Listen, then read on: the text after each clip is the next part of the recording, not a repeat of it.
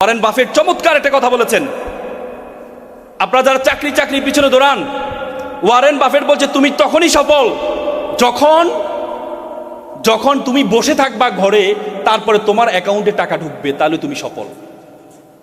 আপনি চাকরি করেন 9 ঘন্টা 8 ঘন্টা, চাকরি করার পরে আপনি যখন চাকরি শেষ, আপনার বেতন শেষ, চাকরি শেষ, আপনার বেতন শেষ।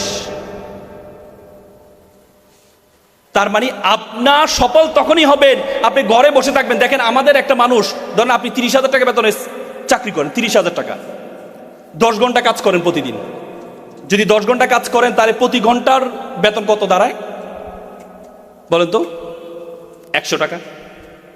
যদি 60,000 টাকা বেতন তাহলে প্রতি ঘন্টার 200 টাকা, 200 টাকা। তার মানে আপনি 60,000 টাকা বেতন হলে আপনার প্রতি ঘন্টার হয় মাত্র 200 টাকা আপনার স্যালারি। আপনার হাতে কয় ঘন্টা আছে? 24 ঘন্টা। 24 ঘন্টাতে বেশি আছে। আপনার যেমন 24 ঘন্টা, ওয়ারেন বাফেটের 24 ঘন্টা, স্টিভ জবসের 24 ঘন্টা, মার্ক জুকারবার্গের 24 ঘন্টা। এই জন্য আপনাকে অন্যের 24 ঘন্টা আপনার অধীনে নিয়ে আসতে হবে। সেটা কেমন? অন্যের 24 ঘন্টা আপনার অধীনে আপনাকে নিয়ে আসতে হবে। তার মানে কি? আপনার অধীনে 10 জন কাজ করবে, এই 10 জনের 24 ঘন্টা, 10 জনের 10 ঘন্টা করে করে আপনার অধীনে নিয়ে আসতে হবে, তাহলে আপনি সেরা হইতে পারবেন। আর আপনি যদি বলেন না আপনার যে ঘন্টা আছে সেটাই করে আপনি বড় হবেন, আপনি বড় হইতে পারবেন না, আপনি বড় হইতে পারবেন না।